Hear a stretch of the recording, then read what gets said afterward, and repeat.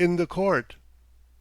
At the district town of N., in the cinnamon-colored government house in which the Zemstvo, the sessional meetings of the injustices of the peace, the rural board, the liquor board, the military board, and many others, sit by turns, the circuit court was in session on one of the dull days of autumn. Of the above-mentioned cinnamon-colored house a local official had wittily observed: "Here is Justitia, here is Policia, here is Militia, a regular boarding school of high-born young ladies." But, as the saying is, too many cooks spoil the broth, and probably that is why the house strikes, oppresses, and overwhelms a fresh unofficial visitor with its dismal barrack-like appearance, its decrepit condition, and the complete absence of any kind of comfort, external or internal.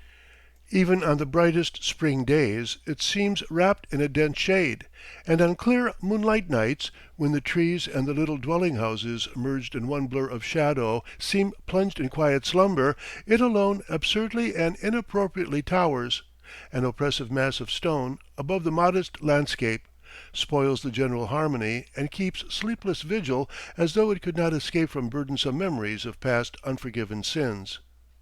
Inside it is like a barn and extremely unattractive.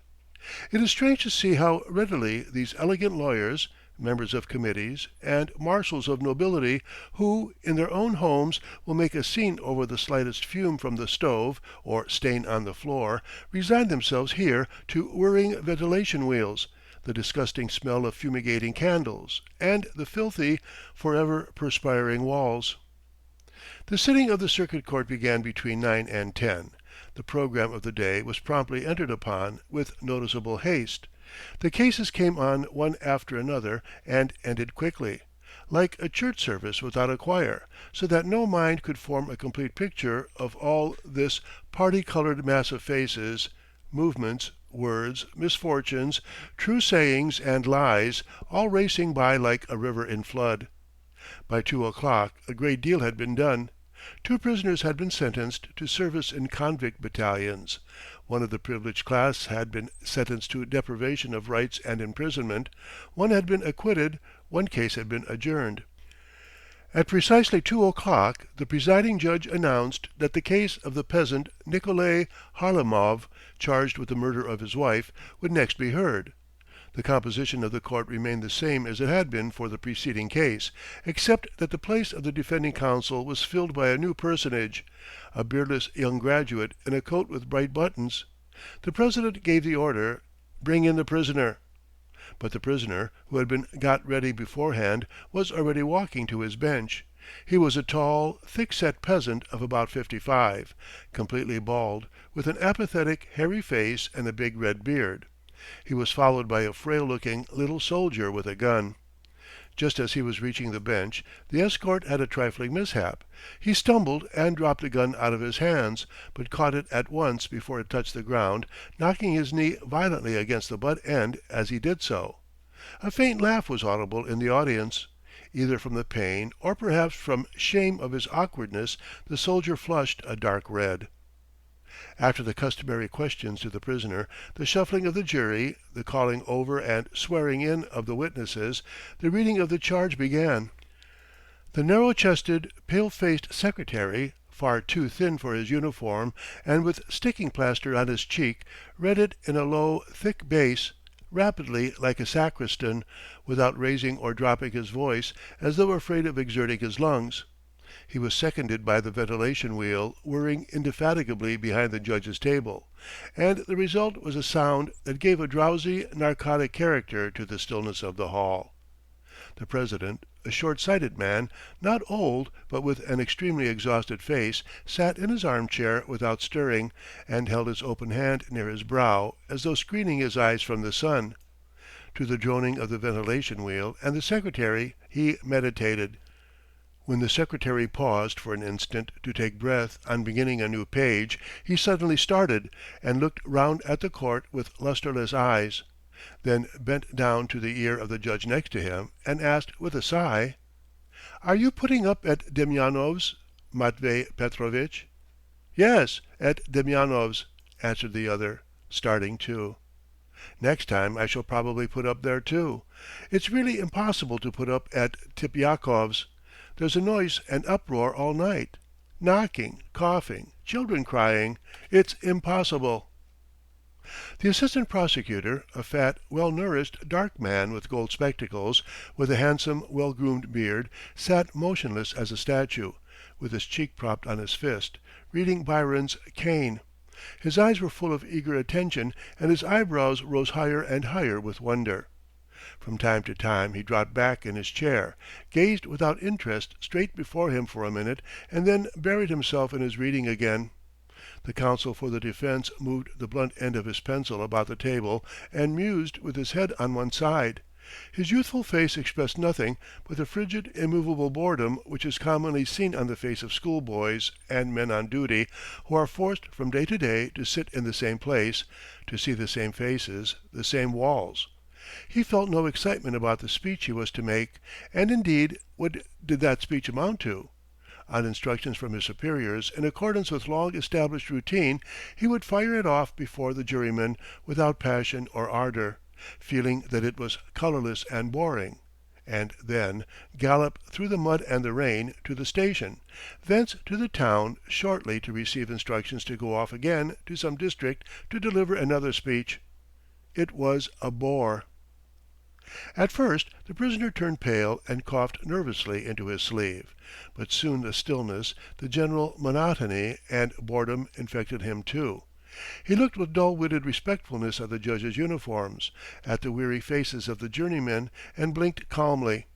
The surroundings and procedure of the court, the expectation of which had so weighed on his soul while he was awaiting them in prison, now had the most soothing effect on him. What he met here was not at all what he could have expected. The charge of murder hung over him, and yet here he met with neither threatening faces, nor indignant looks, nor loud phrases about retribution, nor sympathy for his extraordinary fate. Not one of those who were judging him looked at him with interest or for long. The dingy windows and walls, the voice of the secretary, the attitude of the prosecutor were all saturated with official indifference and produced an atmosphere of frigidity, as though the murderer were simply an official property, or as though he were not being judged by living men, but by some unseen machine, set going, goodness knows how or by whom. The peasant, reassured, did not understand that the men here were as accustomed to the dramas and tragedies of life and were as blunted by the sight of them as hospital attendants are at the sight of death, and that the whole horror and hopelessness of his position lay just in this mechanical indifference. It seemed that if he were not to sit quietly, but to get up and begin beseeching, appealing with tears for their mercy, bitterly repenting, that if he were to die of despair, it would all be shattered against blunted nerves and the callousness of custom, like waves against a rock. When the secretary finished, the president, for some reason, passed his hands over the table before him, looked for some time with his eyes screwed up towards the prisoner, and then asked, speaking languidly: "Prisoner at the bar, do you plead guilty to having murdered your wife on the evening of the 9th of June?" "No, sir," answered the prisoner, getting up and holding his gown over his chest. After this the court proceeded hurriedly to the examination of witnesses. 2 peasant women and 5 men and the village policeman who had made the inquiry were questioned. All of them, mud bespattered, exhausted with their long walk, and waiting in the witnesses' room, gloomy and dispirited, gave the same evidence. They testified that Harlamov lived well with his old woman, like anyone else, that he never beat her except when he had had a drop, that on the 9th of June, when the sun was setting, the old woman had been found in the porch with her skull broken, that beside her in a pool of blood lay an axe. When they looked for Nikolay to tell him of the calamity, he was not in his hut or in the streets. They ran all over the village looking for him. They went to all the pot houses and huts, but could not find him. He had disappeared, and 2 days later came of his own accord to the police office, pale, with his clothes torn, trembling all over. He was bound and put in the lock-up. "Prisoner," said the president, addressing Harlamov, "cannot you explain to the court where you were during the 3 days following the murder?" I was wandering about the fields, neither eating nor drinking. Why did you hide yourself, if it was not you that committed the murder? I was frightened. I was afraid I might be judged guilty. Aha! Good. Sit down. The last to be examined was the district doctor, who had made a post-mortem on the old woman. He told the court all that he remembered of his report at the post-mortem, and all that he had succeeded in thinking of on his way to the court that morning. The president screwed up his eyes at his new glossy black suit, at his foppish cravat, at his moving lips. He listened, and in his mind the languid thought seemed to spring up of itself. Everyone wears a short jacket nowadays. Why has he had his made long? Why long and not short? The circumspect creak of boots was audible behind the president's back. It was the assistant prosecutor going up to the table to take some papers. "Mihail Vladimirovitch," said the assistant prosecutor, bending down to the president's ear, amazingly slovenly the way that Koryesky conducted the investigation. The prisoner's brother was not examined. The village elder was not examined. There's no making anything out of his description of the hut. "It can't be helped! It can't be helped!" said the president, sinking back in his chair. "He's a wreck, dropping to bits." "By the way," whispered the assistant prosecutor, "look at the audience. In the front row, the third from the right, a face like an actor's. That's the local Croesus. He has a fortune of something like 50,000. "Really? You wouldn't guess it from his appearance. Well, dear boy, shouldn't we have a break? We will finish the case for the prosecution, and then, as you think best. Well?" The president raised his eyes to the doctor. "So you consider that death was instantaneous?" "Yes, in consequence of the extent of the injury to the brain substance." When the doctor had finished, the president gazed into the space between the prosecutor and the counsel for the defense and suggested, "Have you any questions to ask?" The assistant prosecutor shook his head negatively. Without lifting his eyes from Kane, the counsel for the defense unexpectedly stirred and, clearing his throat, asked: "Tell me, doctor, can you, from the dimensions of the wound, form any theory as to the mental condition of the criminal?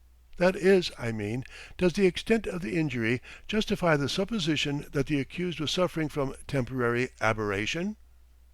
The president raised his drowsy, indifferent eyes to the counsel for the defense. The assistant prosecutor tore himself from Kane and looked at the president.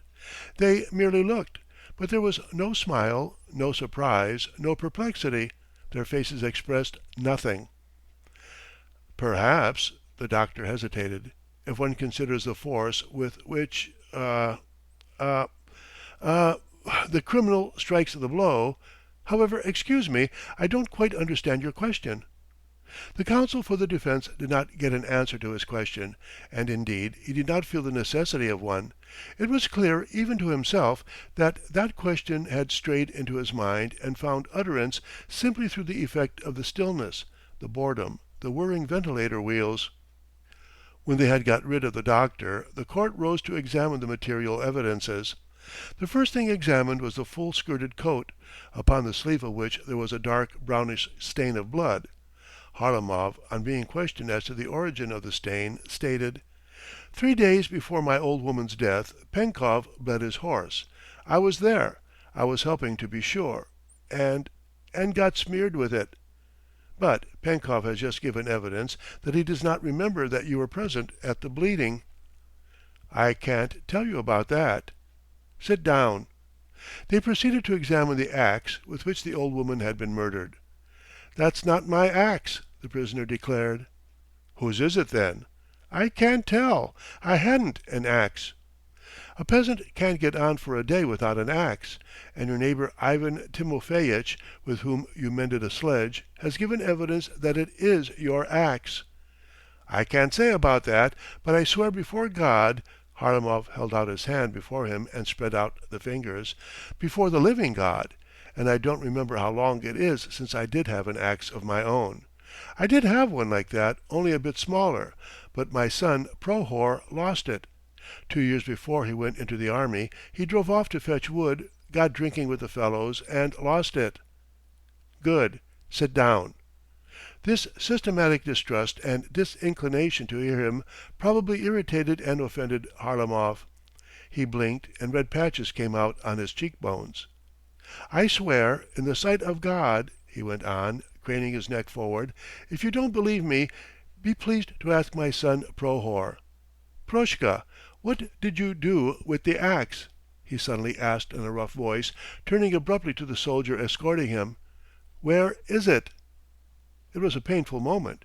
Everyone seemed to wince and as it were shrink together. The same fearful, incredible thought flashed like lightning through every head in the court, the thought of possibly fatal coincidence, and not one person in the court dared to look at the soldier's face. Everyone refused to trust his thought and believed that he had heard wrong.